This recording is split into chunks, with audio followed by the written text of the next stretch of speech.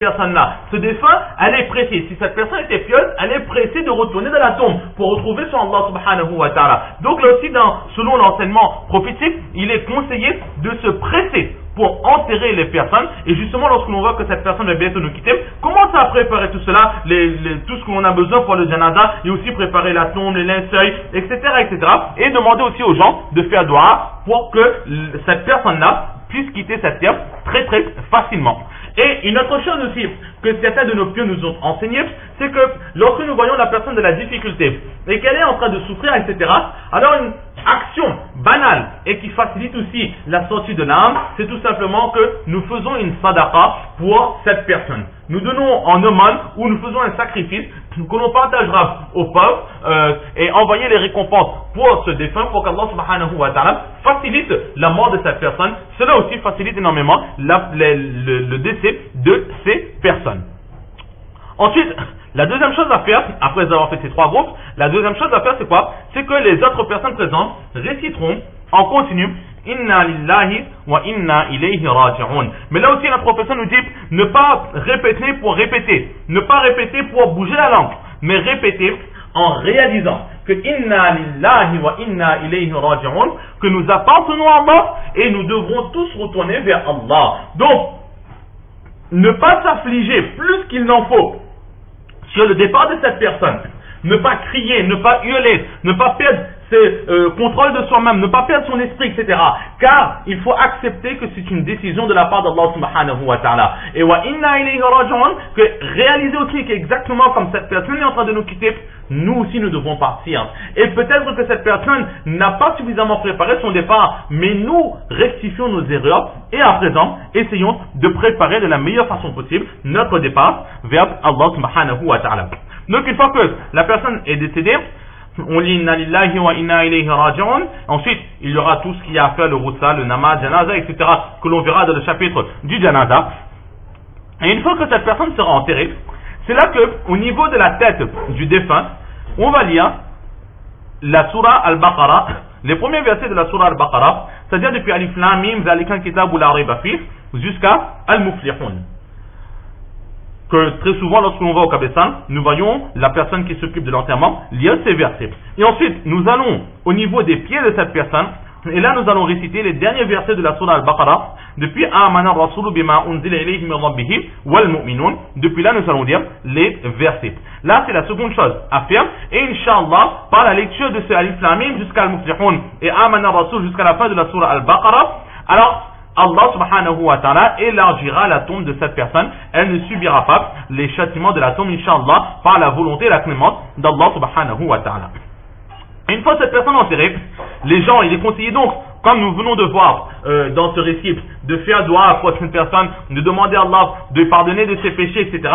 Mais lorsque petit à petit les amis, les personnes, les inconnus, etc. commencent à quitter le Kabristan, car ils ne peuvent pas, ils ne pourront pas rester non plus éternellement dans ce Kabristan, alors malgré cela, la famille proche, les enfants, l'époux, les parents, éventuellement les petits-enfants, les personnes qui affectionnaient bien ce défunt, etc., il leur sera conseillé de rester encore un peu sur la tombe. Selon certains enseignements, parfois on nous dit d'essayer de rester au moins une demi-heure devant la tombe de cette personne. Et là, de faire dua pour cette personne, car justement c'est le moment où les anges doivent venir pour questionner ces personnes.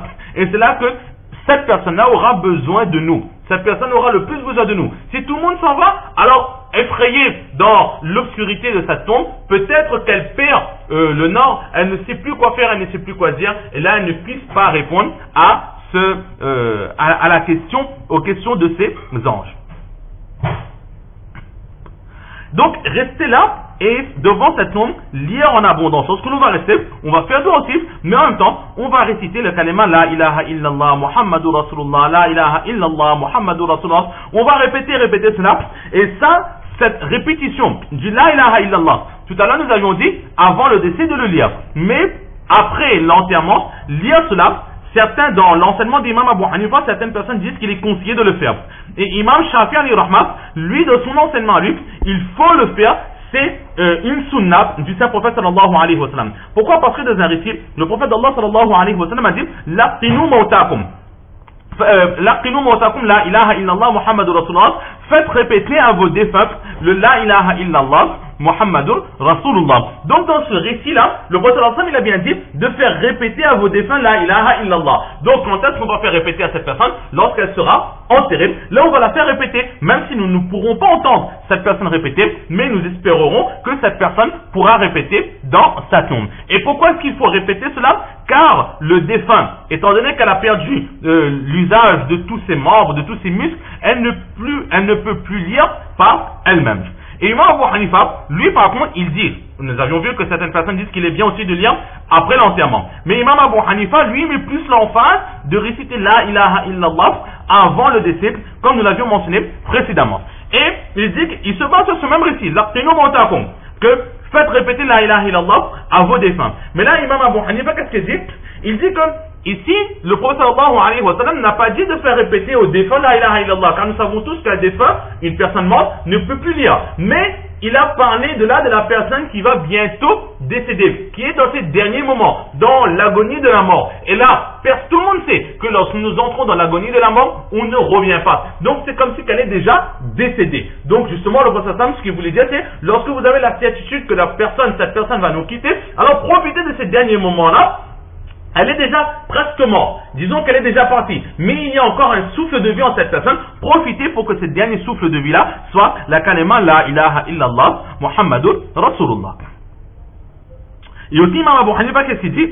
Il dit que à ce moment-là, au moment où la personne va décéder, c'est là que Shaitan, il vient pour essayer de tromper. Il fait un dernier effort, le plus gros effort qu'il peut faire pour détourner cette personne d'Allah subhanahu wa ta'ala dans ces derniers moments. C'est ce que nous avons pu voir dans d'autres récits, et même dans le Bukhari Sharif en ce moment, que nous sommes en train de voir que certaines personnes qui ne cessent de faire de bonnes actions, mais juste avant de décéder, alors la destinée de cette personne devance les actions de cette personne et elle commet une action irréparable et meurt infidèle. Alors c'est peut-être de ces derniers moments-là aussi que Iblis il vient, il jette ses dernières armes à l'eau et il essaie justement de tromper cette personne une dernière fois, et c'est là que cette personne, ce proche, ce défunt a besoin de nous. Disons La ilaha illallah, que lorsque Shaitan va prendre le dessus, tout de suite il s'entend La ilaha illallah, non, j'ai Allah, toute ma vie j'ai adoré Allah, maintenant aussi j'adorerai Allah. Et là il va se rappeler toutes les promesses qui lui auront été faites dans le hadith et dans le Coran.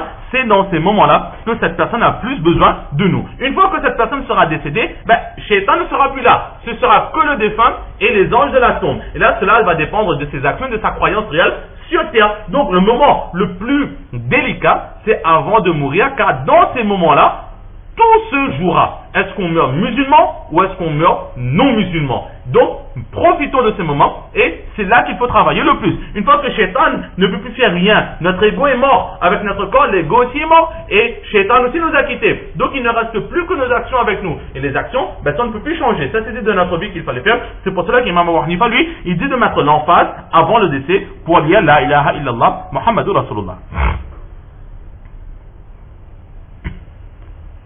Ensuite, comme nous avons vu dans ce hadith, demander le pardon, le istighfar pour cette personne, et nous voyons aussi qu'il n'est pas interdit de demander aussi l'istighfar pour les personnes qui sont vivantes, pour nos parents, pour nos enfants, nos époux et nos épouses, nos professeurs, nos pieux, les personnes que nous aimons, les personnes que nous apprécions, nos amis, etc. Il n'est pas interdit non plus de faire dua pour ces personnes. Et plus qu'on fera dua pour ces personnes, alors selon certaines narrations, selon certains enseignements de nos pieux, lorsqu'on fait dua pour autrui, alors automatiquement ce dua-là, Allah subhanahu wa ta'ala l'accepte pour nous aussi. Parfois on fait dua, oh Allah donne-moi ceci, donne-moi cela, mais Allah ne nous donne pas. Mais lorsqu'on fait un dua, oh Allah donne aux autres cela, alors par sa clémence, Allah donnera aussi aux autres ce qu'on veut qu'Allah donne aux autres, mais Allah nous accordera aussi ce que nous voulons, nous avons besoin. Et dans le Coran aussi justement, il y a cette autorisation dans un verset du Coran où on dit وَالَّذِينَ جَاءُوا مِنْ بَعْدِهِمْ, et les croyants qui sont venus après eux, ils ont dit يَقُولُونَ رَبَّنَا اغْفِرْ لَنَا وَلِإِخْوَانِنَا الَّذِينَ سَبَقُونَ بِالْإِيمَانِ, ou Allah pardonne-nous et pardonne à nos frères qui nous ont précédés avec la foi en toi. Donc là c'est l'autorisation de faire dua pour les défunts. Dans un récit de Musnad Firdaus, il y a un récit qui dit que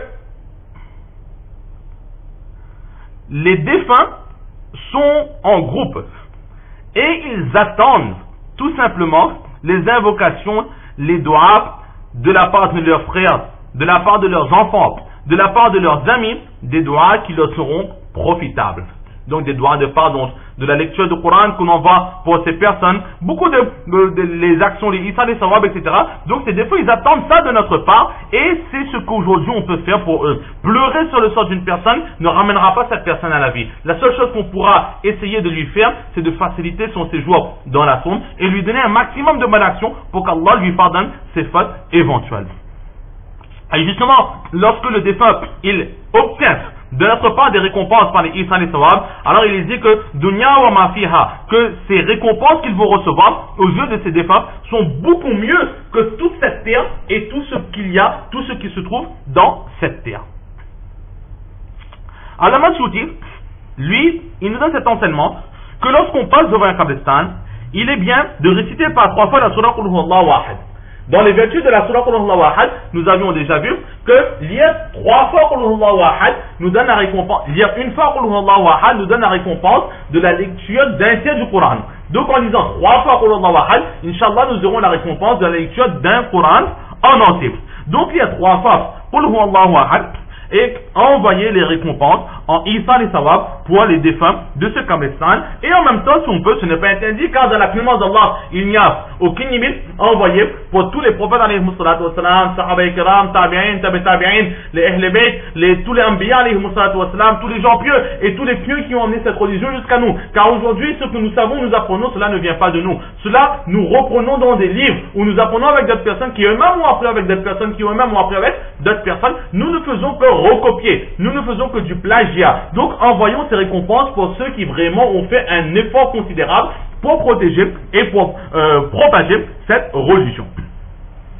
Maintenant, une question très très récurrente que l'on entend, c'est que peut-être les femmes n'ont pas eu l'occasion non plus de le voir, c'est que même au qabristan, lorsque nous allons au qabristan, donc les enfants vont sur la tombe de leurs parents, de leurs grands-parents, de leurs oncles, de leurs tantes, de leurs amis, etc.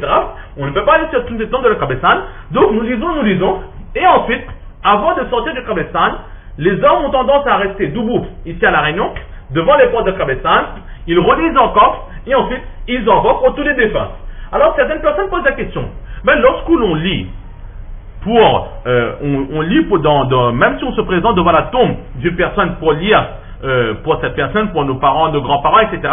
Alors si on fait déjà la récompense l'intention d'envoyer cette récompense pour tous les défunts du qabristan, pourquoi avant de ressortir, les hommes ils ont de nouveau l'habitude de relire pour tout le monde? Pourquoi est-ce qu'on ne lit pas directement qu'on se présente devant la tombe d'un tel ou un tel, mais nous faisons directement